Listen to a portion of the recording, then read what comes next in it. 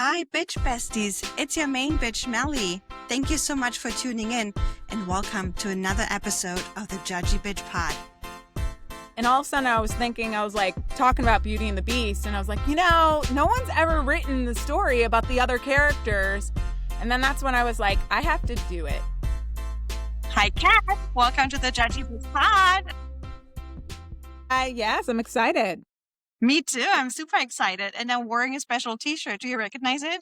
I love your t-shirt. Oh my gosh. I feel like I have a very similar t-shirt, like exactly the same. I think I so. love it. I'm just a kid, but I love that I'm just an adult. Yes. Yes. Shout out to Simple Plan. What that means is Kat came with me this week to a Simple Plan concert. Simple Plan is a band that's been my favorite band for over 23 years now. They just celebrated their 25th anniversary last year, and they're on tour right now. And Kat was gracious enough to go with me and see them here in LA in the YouTube Theater, which was an amazing show. Wouldn't you agree? Oh my God, it was so much fun. It was like the perfect end of a Wednesday. Like it was a perfect midweek break. Yeah. Yes, I agree. I agree. So, Kat, thanks so much for coming on the pod. I love having you here. I know we're going to have an exciting episode ahead of us with lots of very good information. But tell my bitch besties how we know each other. Oh my gosh. I believe we met during a woman's walk. I love it. I'm actually part of a lot of women groups. I'm a big believer. You always just need a good group of friends, and you can never have enough women in your life, and that goes for both parties. I also feel like men should have a good group of women. So yeah, we met during a walk, and I don't know, like we clicked. Yeah. Wouldn't you say? Yeah. And then you had your dog Peanut, but he was second at that point. You were just cool. Thank you. And I think we clicked because you're an East Coast bitch. Yes, that's right. We're both from Jersey. Yes, you got Jersey represent today. So. Yeah, I mean, obviously I'm from Germany. I have an accent and all, but I lived for 10 years in Jersey. So I'm like half a Jersey bitch. And I think that's why we clicked. Yeah. No, I feel like us East Coasters, especially living on the West Coast, we really find each other. And it's like this vibe. Not that I don't love my LA people. I don't mind, like my California people, you're cool. I don't meet you often. You're also like a rare breed when I do meet you. But our East Coasters, it's like we gravitate to each other, and it's just this energy. Like we just have this understanding. Yeah, exactly. I agree. And I just learned today, a friend of mine from the East Coast, actually, she sent me this event. There's an event happening today, New Yorkers in LA. They actually meet at some bar and like celebrate being from New York here in LA. We have to go. We need to go do that. Oh my God. The next event they have, Yes. we'll definitely go. Yeah. I mean, because that's the other thing too, is I think the other, like, I don't know if this is appropriate to say, but I'm going to say anyways. I think we clicked because we're both like, we love to drink. And I don't know, I feel like living in LA, I understand, people don't want to drink. And there's a lot of people that are, sober, doing their 12 steps, love it, appreciate it, I respect. But at the same time, I want to hang out with people who want to drink. Yes. Same. Oh my God, same. Like, I don't want to feel guilty being like, oh my God, I can't drink because blah, blah, blah. I'm like, no, I want to drink. I know. Yeah. I had this conversation actually with Holly when Holly was on the pod, and we were talking about the Valley, the Bravo TV show. And she was saying that, those guys on the show, they get shit faced, and who does that? And I'm like, Holly, you're talking to the wrong bitch because, me.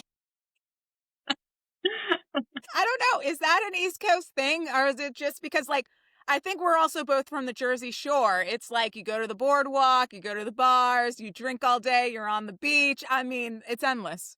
Maybe that's what it is. Now that I recognize your t-shirt, that's actually a fun fact about you. Tell us about that. So I always have a cat somewhere on my outfit. So today I have it on my boobies. Yes. Or my top. It's my top. It's the kitties. I love them. They're fun. I also have it. I'll quickly show. If people are watching the video, I have it on my shorts. Oh, nice. But I always have a cat somewhere. So, which is funny. My friend invited me to a ball this weekend. It's like a labyrinth ball, and you have to dress up. And he was like, you can be anything. And somehow I just pulled Like, I'm gonna be like this cat butterfly thing. I was like, I only have cat stuff. Like, it's just gonna. I That's love what. that about you. I absolutely love that. And I love the kitties on the titties. Yeah, yeah. I know these are always my favorite. The kitties on the shit. Because here's the deal. Like, people always are like, oh, cat ladies. They're. I'm like, no, there is sexy cat ladies out there, and maybe I have to be the first. I don't know. 100%. I agree with you. Well, you just premiered your show Enchanted Silverware at Hollywood Fringe, and I was one of the lucky ones who got to see it. Tell us about that show. What is it? How did you come up with it? What is Hollywood Fringe? Like, tell the bitch besties everything about it. I'll listen for the next half an hour. Yeah. I'm a big fan of Beauty and the Beast. I'm a millennial, y'all. I'm a millennial. Represent millennials. Same We're thing. nostalgia, whatever that word is. I always mispronounce it. You know what I mean. So Beauty and the Beast was one of those movies that I, for some reason, was obsessed with. And one thing when I was watching the movie, I was always thinking about, like, what about the other characters?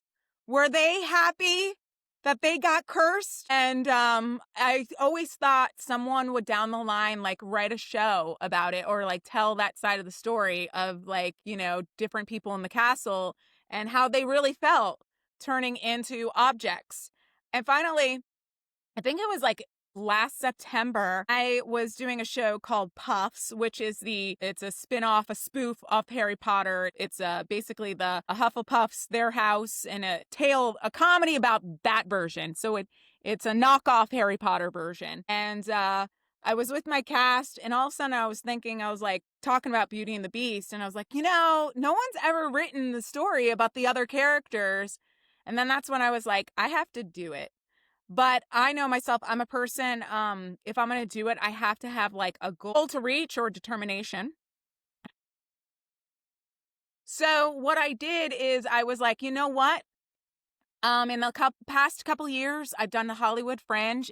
Is If you guys don't know, it's a theater festival here in Hollywood in LA, and they put on like always like 400, 500 theater shows, and it's anything and everything. We're talking solo shows, clown shows, musicals, straight plays, dramas, comedies, immersive theater, cabarets. The list is endless, right? And a lot of it's like workshop pieces. It's pieces, people that are trying to test out material, but it's all theater. And it takes the place in the month of June. So June is Hollywood Fringe. Everyone comes out, they support theater. It's just a fun time, and it's really amazing community. I tell everyone, do it once because you just meet like friends for life. So I really love the community. I'm still every year I do it. So many friends, so many connections. It's wonderful. So anyways, I realized I was like, if I write the show, I gotta put it in something. I gotta do something with it. And so I was like, oh, Hollywood Fringe would be great. And so then I started writing it. Originally I was like, oh, I'm just gonna make it a stage play. But then I had some tunes in my head, and I was like, you know what? I think this needs to be a musical. So I called my friend Branson and was like, hey, I have this idea. I need to write music. He's like a musical genius, just absolutely phenomenal with music. So he teamed up with me and helped me work out some songs. And so, yeah, so that was the whole process. So next thing I know, I'm writing a musical. Basically, when you write theater, you want to always keep it to like one location. 'Cause especially when you're doing Hollywood Fringe, everything's in a shoestring budget. You don't have like a big production. And for me too, I really wanted to focus on like a short piece, because I did write like a really long piece. Like I think I wrote like a 90 pages, but then I cut it down, and I kept cutting it down because I was like, I really want a really strong short set and then go from there and build from there. So I think my musical is like 30 minutes. It's just a workshop. But I will say, what happened was I was thinking, and actually for me, it was Spoon's character originally that like inspired, because I was like, I wrote this whole monologue for Spoon. Funny enough, it never made it into the actual I was musical. just So gonna when you came to say. see it, you did not hear the original monologue I had. That's in a longer version, or but anyways, long story short, I realized I'd be like, it'd be funny. It took place in the kitchen. It's the kitchen staff basically their prince pisses off a witch and everyone turns into silverware. And then I was like, it's enchanted silverware. And I focused on that. And then in the, Beauty and Beast tale, apparently there were like 9 feather dusters. So I only picked 3 because, you want to keep it a small cast. I got the feather dusters to be the gossip of the whole castle. So my feather dusters would come in and out to share the gossip from the rest of the castle because, I want to make sure everything's stuck in a one location, but yet they had access to the rest of the castle. So, yeah. And then I included napkin because when you have silverware, napkin's one of those things that people forget. Like when you're eating, you have your fork, your knife, or your fork, and then you're always forgetting that napkin. So I of course had to add napkin because he's, they're forgettable. So it just added to the comedy. And my napkin was great too. Yeah. And So your show was so good. Congratulations again. I think it was a huge success too. And I cannot still fathom, imagine, understand how do you sit down and come up with like so many different characters, and not only the characters, you also then come up with different dialogue, playing their personalities and all the like how? Like why is your head the size it is and not like 5 times bigger?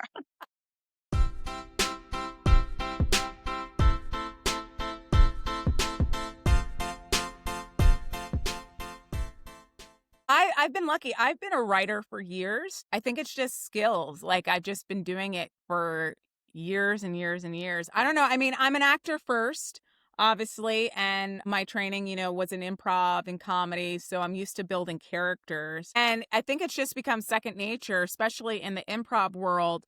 You go from improv, then you move to sketch, then you move to writing, and then it just, or, TV and then film. Like it's just a natural progression. But, I mean, I've been at this for, I don't know, 15, 20 years now, I mean, I started in like middle school, high school, so, it makes sense. But, yeah, I think it's just, you just do. I don't know. I can't, it's hard to answer that question because it's like, it's sort of who I am. But I will say, I've been writing for years. I've been acting for years. So not that it's second nature. I'm still learning. I'm actually getting ready to go take a screenwriting class in September just to freshen up my writing skills.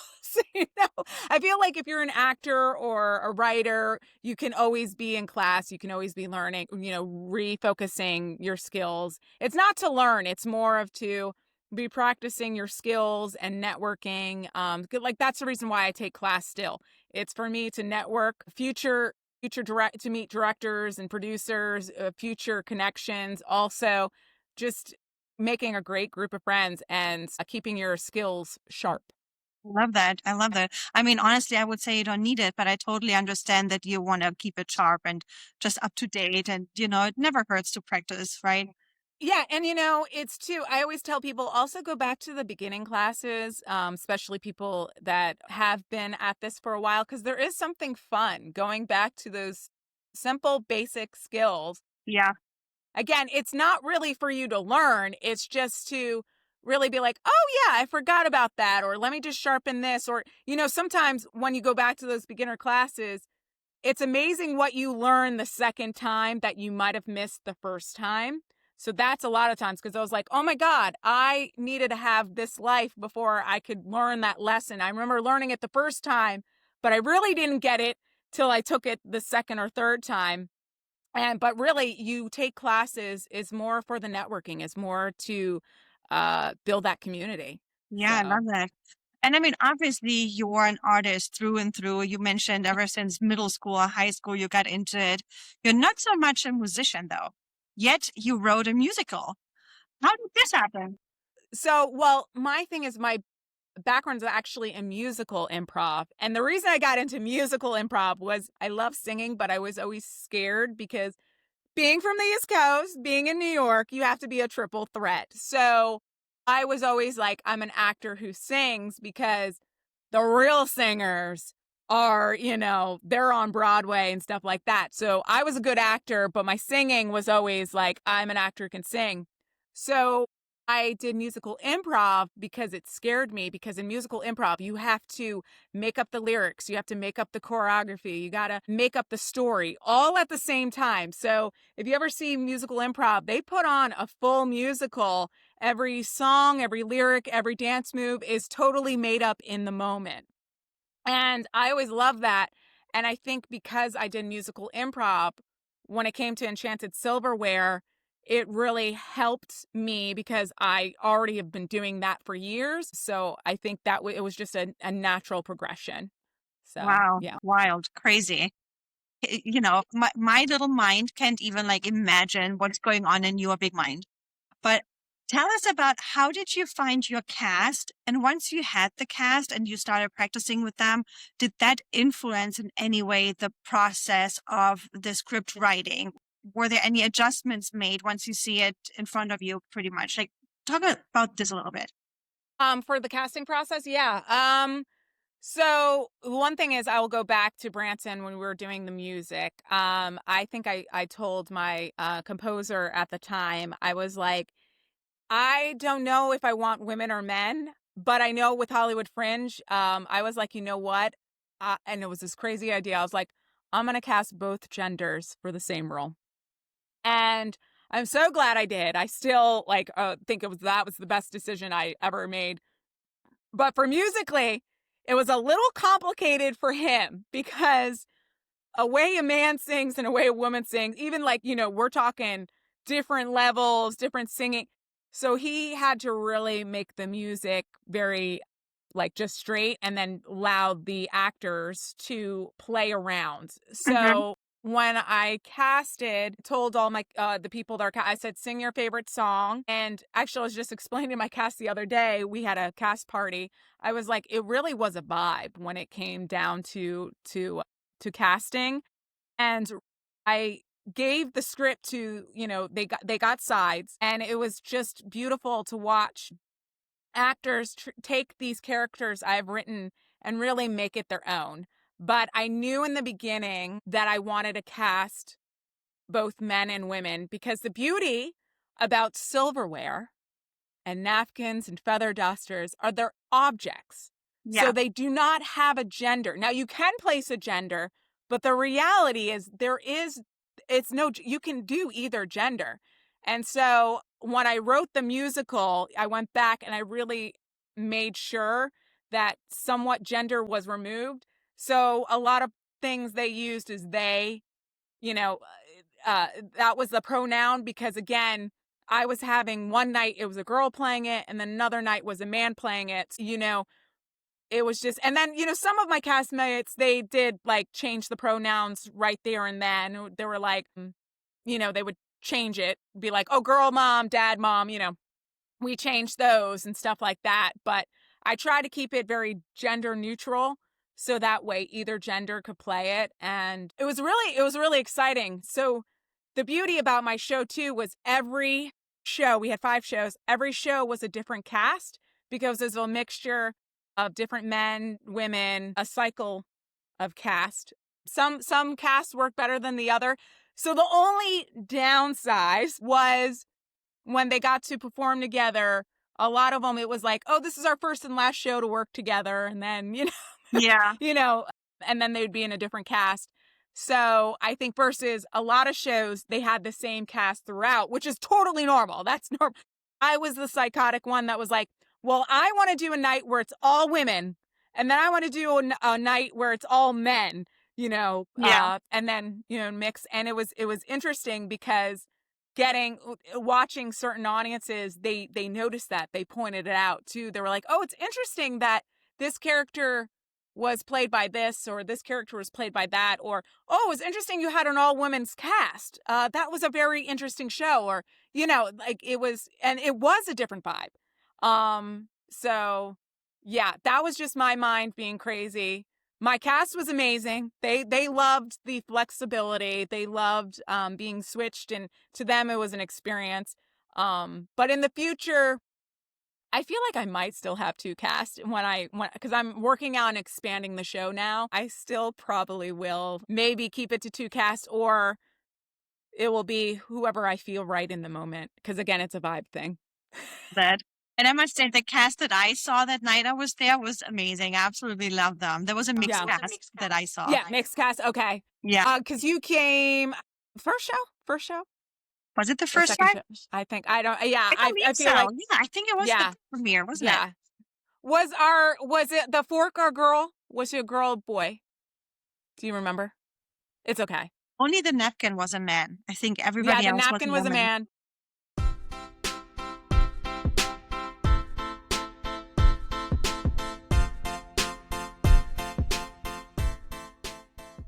As mentioned, when the show extends, I mean, Hollywood Fringe is over. What's next for the show? What's next for Enchanted Silverware?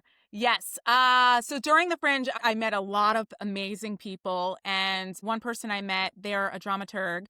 I haven't contacted them. I got to go back and contact them and say, hey, I want to bring you in. I really want to really get into the history of my show because Beauty and the Beast, there's many different versions of the tale, and there's a lot of questions about it. Even the Disney version, did it take place in 10 years or were they frozen in time for 10 years, 20 years, a few days, et cetera, et cetera. So there's different theories because I think in one of the songs, I think it's Be Our Guest, he says 10 years is where the time frame is. But then there's another source that said 20 because the kid was like 18 and then when he becomes after a beast, he's aged 20 years. I don't like, so I want to Interesting. get more into the history of it. And I do plan on extending it. Now that I got this piece, there's things I'm going to go back. I want to rework on some songs, fix some dialogue. Some songs I cut, I want to come back, bring them in, but also fix them. So yeah, there's a process. I don't know if I'm going to bring it again to Hollywood Fringe. I think the next for me would either try it in a different festival because I already did it in Hollywood. I would love to maybe bring it to New York and try a festival out there and see how the New York crowd is. But I want to bring the new version because I already did this version. I'm like, I'm good. I'm solid. We got this. The next version, I'll probably bring it to another festival and I would like to try it in New York. And the goal is, like any play, especially with plays, is to bring to Broadway. Yeah, so I want to bring this show to Broadway, but I know there's a long road ahead and, I'm doing it step at a time and I'm trying to enjoy the process on the way. So who knows, 5-10 years from now, it will maybe be on Broadway. That's fingers crossed. That's where we're I going. love it. Let's manifest it. See you on Broadway. And I know you're a busy bee. I know you can sit still for even 5 minutes. And I know you have so many hobbies that are interesting that we could talk about for an hour, but you also work on multiple projects simultaneously. Can you share any of the other stuff you're working on? So I'm a day player for Verticals. So Verticals are basically they're soap operas now for your phone, and you watch them vertically on your phone. I would say they're like a mixture of Hallmark, soap opera, CW, all mixed in one. They're like short clips, but yeah, so they're all these companies, real short drama box. So basically they're like short little stories, pretty much almost all the same story, but like different versions people watch. And I love playing the day player, and why I love it is I'm on set, I get to play my character, go home, go to another set. So for me it's a lot of fun. I love, and again, I meet so many amazing people on set. It's just a wonderful community. And I think right now, because it's hard right now in the industry, people finding work, I think Verticals is giving a lot of actors acting work. So I'm just there for the ride. And again, I'm doing it because I want to meet people. I love just collaborating, and I get to play some fun characters for a day. I'm usually never good characters. I'm usually very mean. But so I'm a day player on Verticals, and that's fun. And then I also do a lot of online commercials. I work with different production companies. We do, like, I think we just came out with a mattress commercial for a mattress company. A lot of local companies want to have funny commercials. So I work with this commercial company called ROI. Really great group of people. Again, another amazing group to work with. They bring me on. I get to do comedy for a day. You know, I knock on wood. I feel like I'm finally in the time of my life. I mean, I've been at this for 20 years, but I'm finally in the time of my life where I'm like, oh, I'm actually getting to act like pretty much every day. I love that. You have so many talents. If I were the genie from the bottle for a second and you had one wish free of all the talents, being an actor, being a writer, even a musician or comedian, which would be your favorite one that you really wanted to make it big and, end up with a star here by me outside the house and the Walk of Fame? Well, I always love playing characters, so acting has always been number one for me. So yeah, that's a no-brainer. It's always acting. I mean, the fact that I love taking a character on the paper and bringing it to life is just always phenomenal. Yeah. I And see. no matter what field, like I still do stage. Like right now I'm in rehearsal for a stage play called Guess Who's Coming to Dinner. People mostly know the movie. There's also a stage version. I'm doing the stage version of it. And that's the thing is I'm blessed. I get to be on stage. I get to be in films. I get to be on commercials. I get to live it all. So I love it. I love it. Ken, I love you. I'm so obsessed with you. But I also know that, you didn't always have it easy here in LA. There was one major thing that happened to you, shifting gears a little bit to a more serious topic. Can you talk to us about it? What happened?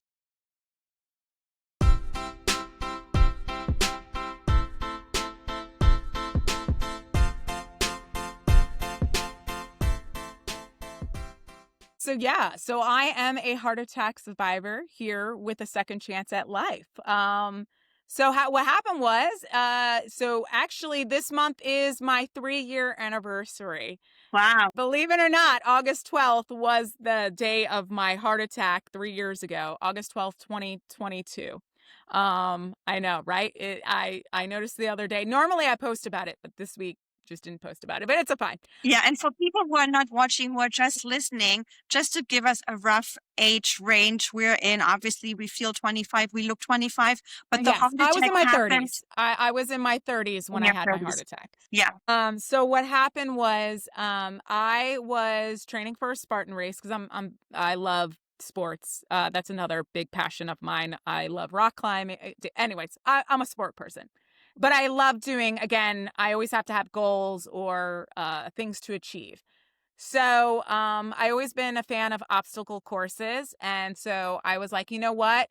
I've done marathons in the past. I've done 5. I was like, I need a new challenge. I was going to do mud run and all that stuff. But then someone told me about Spartan race and I was like, that is what I'm doing. So I was training and like everything you do a lot of hit workout and all that stuff. So it was typical. I was doing my workouts, lifting, hit workouts. I was hiking too at the time. I was doing this like hiking challenge because in California, there's so many beautiful hikes. Yeah. So I was doing this 52 hike that year. So I was just adding stuff. What happens is, your 30s, your body is not like when you're 18. There is a difference. And basically, from what we found out was I just pushed my heart too much because what happened was I did a hit workout and then I went on a hike and then I went into work. And at the time I was a brand ambassador and we had to carry, you had to lift heavy stuff. So I was lifting 50 pounds, which at the time was fine. Like this is everyday, You were fit. normal, nothing out of the ordinary. Yeah. And, just doing it. I got home at the end of my work shift and I was sitting down. I was thinking about what I wanted to eat for dinner. And next thing I know, I blacked out, bent over. I woke up and I had a sharp pain down my whole left arm, but that didn't bother me. It was very quick. But then I had this numbness in my arm. And it wasn't like a normal numb. It was like I was looking at my arm, I saw it, but I don't feel it. And it just was there. And I thought for a couple minutes it would go away. It wasn't going away. And I was like, this is too weird. I just want to go to bed. Let me go to urgent care, get some drugs, and go to bed. That was the goal. That Yeah. was the mission. But then the Odyssey started. What I didn't know at the time was I actually had a full I had a full-blown heart attack, but I wasn't I wasn't thinking that was it. I called my friend to take me to urgent care. I told him, like, hey, this is what happened. He has a little bit of a medical background. He knew I had a heart attack or I was having a heart attack. But apparently, you're not supposed to tell the person, hey, you're having a heart attack. Yeah. Because it might freak him out. So he's like, no, I'm going to come over. We're going to go. So we went to the first urgent care. I live downtown Los Angeles. It's a bit of a rough neighborhood, I'll just say. And it's very secure. It was like 10 o'clock at night. There's a box that you have to speak through, and they won't let you through the door because the nurse is like, what's going on? Because there's a lot of homeless people around. So they're not just going to let people come in. And so I speak through the box. I tell her what happened, all my symptoms. She yells at me, hey, you're having a heart attack. Go to the ER right now. And I was like, I don't like that she yelled at me. So I turned to my friend and I was like, we're going to go get a second opinion. And I looked up another urgent care, which is down the street. I was like, she yelled at me? Nah. I'm going to go get a second opinion. Shut up and go somewhere. I know. I was like, no. So I went to the second urgent care and like told them again what happened. They're like hooking me up, trying to like test my heart and stuff like that. And the doctor comes in, he's like, so they put the EKG on me and they're like, oh, your heartbeat's is skipping or something like that. They're like, do you normally have an irregular heartbeat? And I'm like, I don't know. I'm healthy. Like, I don't know this information. Is this normal? Like, what? I was like, I don't know. And they were like, okay. It was really hard to determine. Doctor comes in, he looks at me and goes, women are weird. I'm going to take your blood work. And I thought it was the best thing. I was like, sure, man, you're cool. Like, I was like, yeah, at least you admitted it. Like, he was just looking at me and I was like, yeah, sure, let's do it. But of course I was talking and, fine. Well, not fine. I didn't realize I was actually having. So what I would say is I was in my mind thinking my period was starting. So I was starting to have some period symptoms. The cramping, the backache, the nauseousness, right?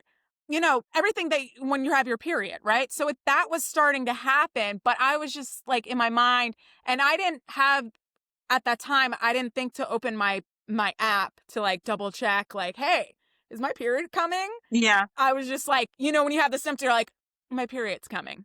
Yeah. So, of course, they have to let me go because I'm talking. At that moment, I'm telling them I'm acting fine, even though I'm having some period symptoms. I was just like, but they can't hold me. And they're like, the nurse goes to me really seriously. She's like, if you have any more symptoms, call 911. And I was like, ooh. So I turned to my friend and I was like, listen, that sounds like I'm going to die. I'm going to sleep over your place because if I die in the middle of the night, I need a witness. Yeah. I will take that responsibility. He was not happy about it, but I was like, because originally I was just going to go home. And also I asked him, I was like, hey, can you give me some drugs? And they're like, you took some aspirin. That's all we can do right now. Because that's the only thing I could. And I was hoping to get something stronger. They refused to give me something stronger. That's fine. So after that nurse, like she was I was like, I'm going to sleep on my brain. Throughout the night, I had so many more symptoms. But again, I wasn't thinking this was a heart attack. I was like, oh my God, my body's just having a day. So I was having hot flashes. I was sweating. I was very nauseous. Like but the thing is, all my it's like taking your period to a 10. So it was all my symptoms at a 10. Yeah. So there were a little bit off, and it's funny because now thinking back, I was like, oh yeah, that was a sign. That was like, I now know the difference. But when you're first experiencing, it's not that you notice it, but it's not like registering. So everything was at a 10. It was just like a weird 10. But again, my brain was just like, oh, your period's coming. Your period's coming. That's what it Yeah. is. Is that And then brain I got, fog part of a symptom as yeah, well? yeah. And that was the thing too. And I didn't sleep that night at all. My friend, as soon as we got back, he laid down, he's snoring, passed out. What And a I'm pain. having all these symptoms, but I'm not going to wake him up because I'm just like, I'll just breathe. This is my period. I'll just breathe through. I was like, God, this is going to be a really bad period, right? God, I can't with you. Just like, but it was what I'll say. It was like all your period symptoms happening at once. But again, you're just giving excuses to yourself. You're not Yeah. like, oh, So this then, is happening. did you Yeah. eventually go to the hospital? So what happened was in the morning, I got a call from urgent care, and the guy on the phone is like, how are you? And I was like, I'm fine. And he was like, are you sure? And I was like, yeah. Because at this point, I haven't slept. They didn't give me strong drugs. Right. I'm still not feeling well. I just want to go home and sleep, right?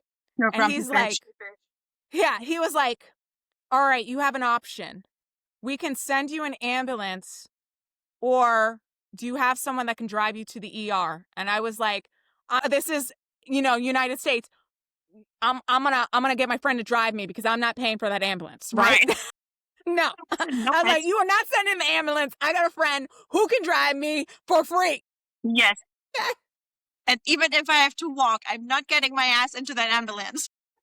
And he was like, good, you got to go now. And I was like, all right. And I was like, you know what? I'm not going to argue with the guy. I'm too tired. So my friend drives me to the urgent care. It's Saturday. The urgent care is packed because it's Saturday. Everyone, obviously, I think it was a full moon. People do crazy stuff. So I arrived to to the ER. I walk in, I give them my name. The nurse is like, there's a wheelchair. She's like, have a seat. And I was like, I'm fine. I can walk. No, sit down. So I sit down in the wheelchair. The nurse comes over. He starts wheeling me on. I see this guy in the corner. He's like, what's wrong with her? Why does she get seen? People, I get it. People are upset, and I look perfectly normal. And I'm just looking at them like, I don't know. Apparently they were waiting for me.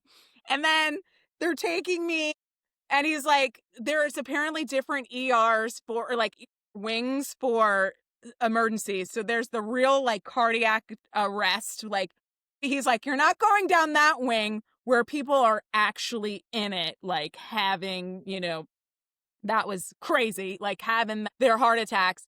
I was in the medium level where it was like, you had one, there's another one possibly coming. You're going to be prepping for surgery. We're just going to put you here. And then they're doing my blood work. And the thing is, the nurses are like taking my clothes. And I was like, I can take my clothes. They're like, no, no, no. Yeah. You don't do anything. And then they're putting an IV. And I was like, listen, can you just give me some drugs? I think if you just give me drugs, I go home and I sleep, I'll be fine. Finally, the nurse had to be like, ma'am, you're having a heart attack. Yeah. Shut up. You're not leaving. Yeah. Because I was like, why are they taking my clothes off? What's going on? And they're putting an IV. And I was like, how long do I have to be here? Yeah. Oh my God. I can't with you. So all those symptoms you had overnight, were that multiple heart attacks then? Or how do you explain that?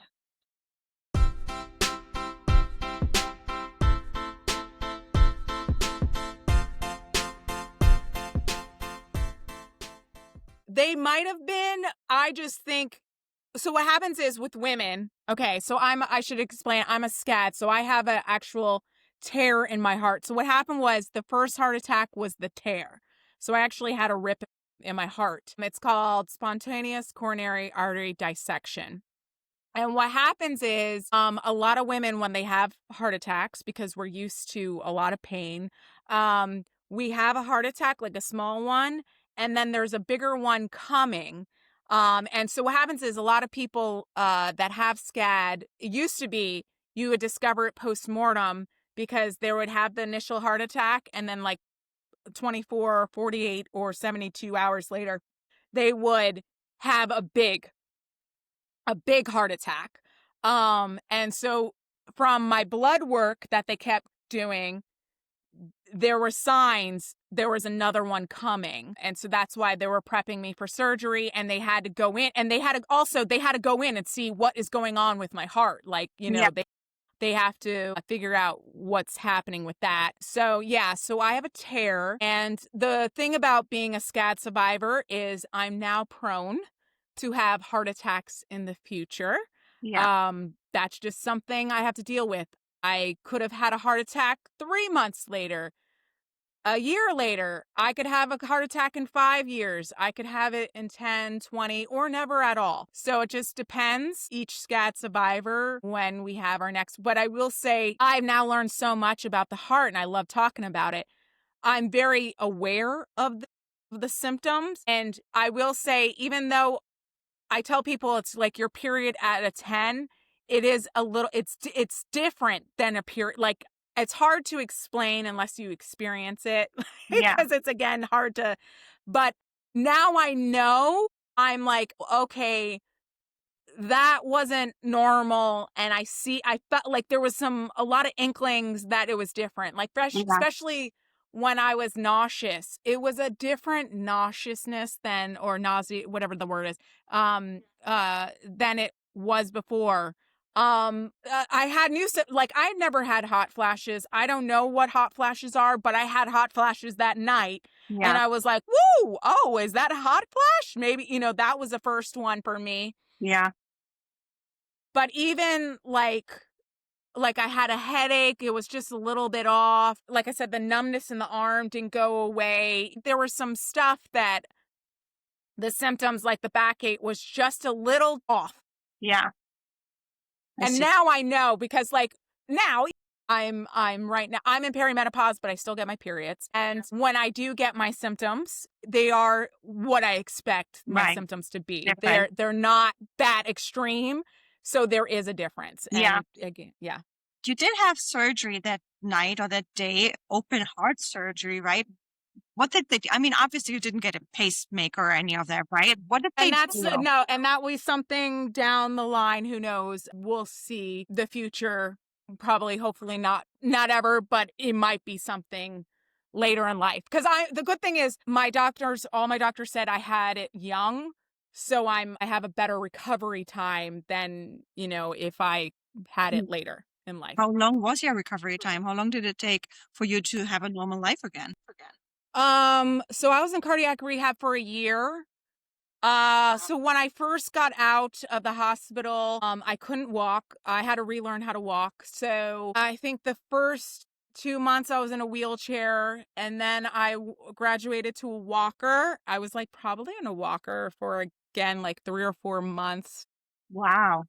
Crazy. Yeah, slowly walking. I'll never forget, I was in a walker. I was actually in Jersey, because at this point in my life, I needed help. I needed care. So I went back home with my family, because like, it's so funny. We're supposed to be at the age where we're supposed to go home and help our parents. And instead, my parents were actually taking care of me. Yeah. And my mom is a nurse, which was funny, because especially in the early days, you sleep a lot. Your body just is in recovery. So I was sleeping a lot. So my mom, I didn't know this, she told me later, she would have to bring in a mirror and like check my nose to make sure I'm breathing. Oh my God, yeah. So yeah, I did cardiac rehab for a year. I was the youngest one there, which was pretty funny. But yeah, I remember I was in a walker, and I forget where we were at, but this little girl, like this adorable little girl, and her dad were walking by, and the little girl just looked at me, and she was like, "What's wrong with you?" Because she couldn't figure it out, because I didn't have a cast on. I was just like this young person with a walker, and I'm like, when you can't, I could only walk a couple. I mean, it was very tiring. I'll just say. And what happens is, also because I had my heart attack in my 30s. So if you have your heart attack in your 20s and 30s, your body is going from 100 to 0. Yeah. So your body took this big shock.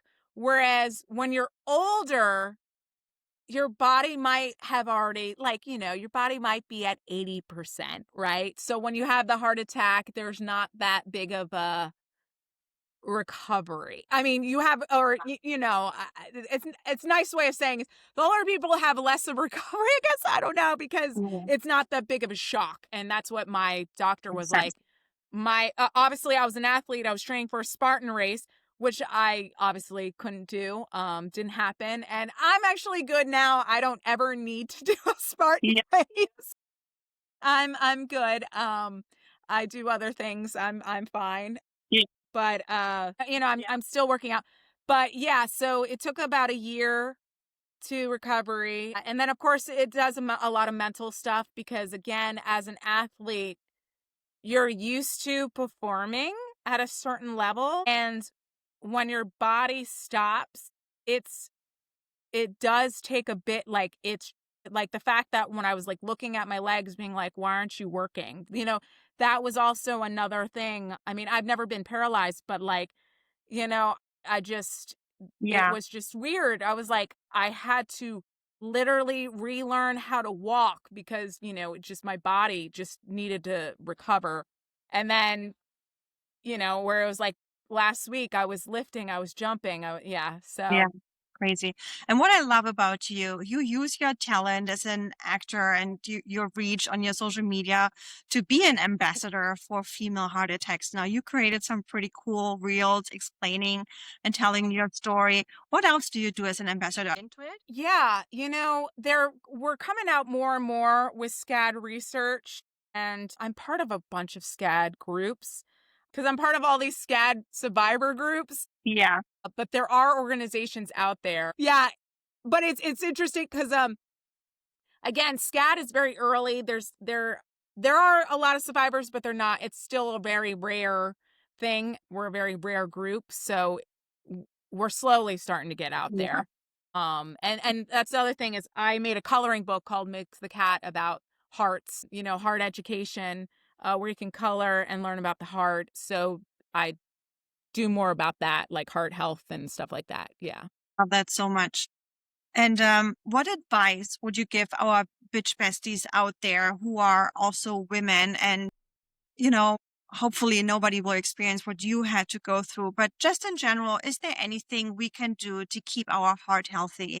Or what advice would you give women when you talk to them? My biggest thing is don't overlook your symptoms, which I think a lot of us now women we're getting better and better at. Talk to people, keep talking. You know, if you have anything weird going on, feel free. I think like I love that women we're doing it more and more. We're talking to each other about symptoms we're having or asking if it's weird versus just doing the Google research. Yeah. So I just say, you know, if you're having any symptoms, um, keep asking questions, go to the urgent care, get checked out. Again, if it wasn't for my arm was just this weird numbness that I never experienced it, I probably wouldn't have gone in to the urgent care. It just happened to be lucky steps. And that's the thing too, is now I think about it when the nurse was like, you have any more symptoms, call 911. Again, I think a lot of us women, we throw off the symptoms, like, Yeah. and I've learned not to do that. It was like, yeah, I was having these hot flashes. I should have done something about it. I was having nauseousness. I should have done something. I was having more symptoms, but in my brain, I think a lot of us women, we're used to pushing through, and that's what I was doing. I'm a migraine sufferer, which you know. Yeah. There's a lot of migraines. I think I was telling you this the other day. It's like usually when I have a migraine, if I have to work or I have to be somewhere, I sometimes suck it up. Like I will be like, yeah, you know what? Just take your pills, go do what you got to do. And the other day I was like, you know what? No, I'm gonna take care of myself first. Do I really need to go to that job that day? Like, no, my health is a little so making your health number one priority, taking care of yourself. I think what happens is we put everyone before us and we really need to put ourselves first. Because the thing is, if I went into work with my migraine, I would have been more sick. And then we had that concert, we had the Simple Plan concert that night. I And would have not been able to make it. Right. you have to set priorities in your life, and Simple Plan Concert is definitely one of them. Yeah, yeah. So I was like, no, I got to take. So I tell women, I'm like, if you're feeling bad, And the thing is, men are very good about it. And that's something I'm always like a little jealous of. And I always think it's hysterical. When men feel like crap, when they're like, even if they get a cough, they're like, I'm done. I can't. But women, I think it's just in our nature. We're like, oh, I have a cough. Okay, let me make sure I do A, B, and C, and then I can rest. And it's like, no, we really, because the thing is also with SCAD, stress is a big thing. I had to really work with my therapist on reducing stress in my life.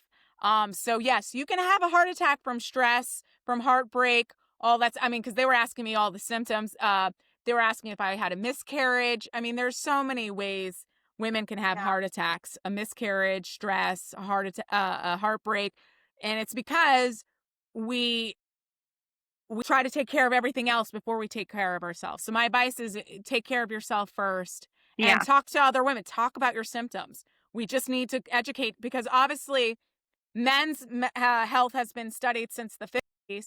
Women, we only started in the 90s, and we still have a long path to figure out what's going on. I mean, the fact that the medicine out there is all, what do you call it? The side effects, it's for women. It's not for the men. It's for the women. We're the ones that are experiencing the side effects. So I love that advice, especially we women. We have such a higher tolerance than men. Men get a cold and they think they're dying. And as you say, you would go to work with a heart attack, So we need to learn to listen to our bodies better. I love that so much. Thanks for that advice.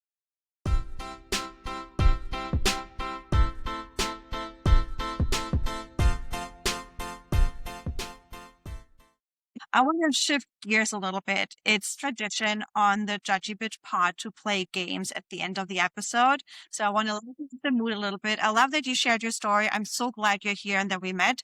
Thank you so much for that. But let's skip into the games a little bit. The first game that I have for you, it's called My Heart Skips a Beat. Okay.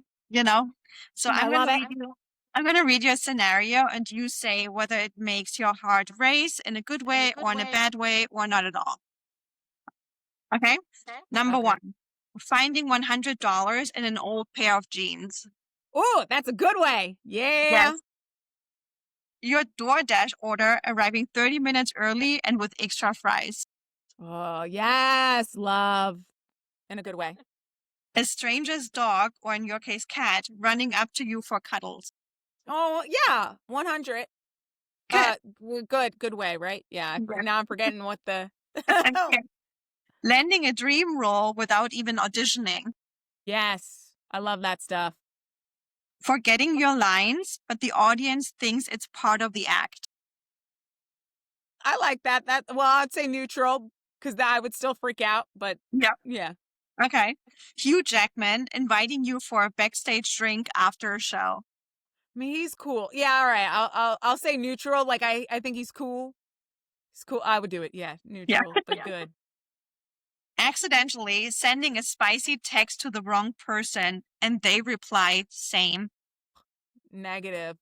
No, I don't like that. I'd be very angry at myself because now I have to recanter and be like, what the hell? Wrong person.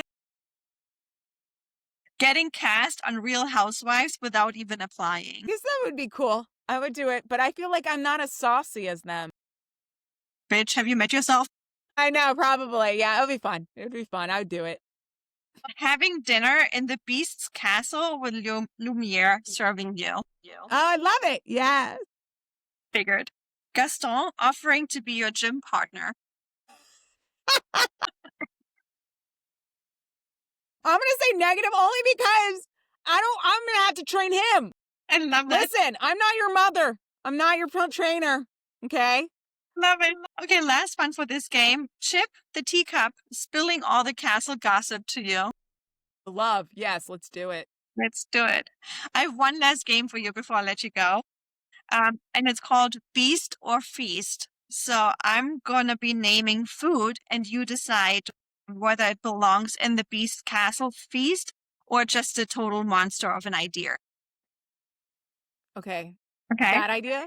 Okay. Yeah. So either it belongs into the Beast's castle or it's a bad idea. First one, chocolate cake topped with pickles.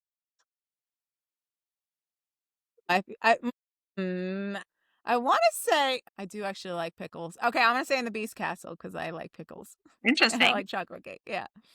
Red velvet cupcakes stuffed with spaghetti. I'm going to say no. Even though I love spaghetti.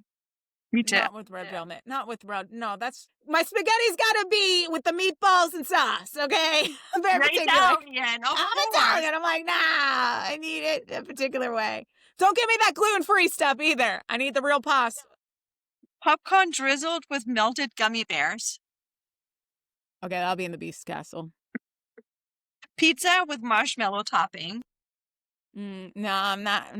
That just turns my stomach. Yeah, you're too much Italian. You just can't make Yeah, I was like, no, not my pizza. Sushi rolls filled with peanut butter and jelly. I mean, I like sushi. I like peanut butter and jelly. That's just a weird combination. Yeah. I'm going to say no. I don't think I would enjoy it. Mac and cheese inside a croissant, then deep fried. Oh, okay. That's in the Beast Castle. Yes. That sounds delicious, doesn't it? That does. Yeah. Mashed potatoes served in an ice cream cone. Cool. Yeah, I'd like that. Yeah. Beast Castle. Fried chicken coated in cinnamon sugar. Okay. I mean, I like my cinnamon. But okay, I'll put that in the Beast. Yeah. Bell's baguette stuffed with chocolate pudding. Wait, what? Bell's baguette stuffed with chocolate pudding. Oh, I like baguette. Ooh, chocolate pudding. Okay, that's in Beast. Yeah. That sounds good, right? Yeah. Beast stew with edible glitter. I'm gonna like it because I like glitter. I feel glitter's needed in everything. So yes, that's in the Beast Castle. I agree. Put your glitter on, girls, and eat it. Yes. Because here's the deal: if someone kills you, you have glitter somewhere. Yeah, I love that. Identify your body. Identify your body. Yep. Last one: Gaston's breakfast platter, 12 raw eggs, no seasoning. Oh no, that's out. Out. Right? It's like, Gaston, what's wrong with you? Why would you eat that? Yeah. Not even Peanut would touch that. Yeah. All right, Kat, that's it. Thank you so much for coming on. Before I let you go, let our bitch besties know how they can find you. How can they follow along your upcoming projects? You know.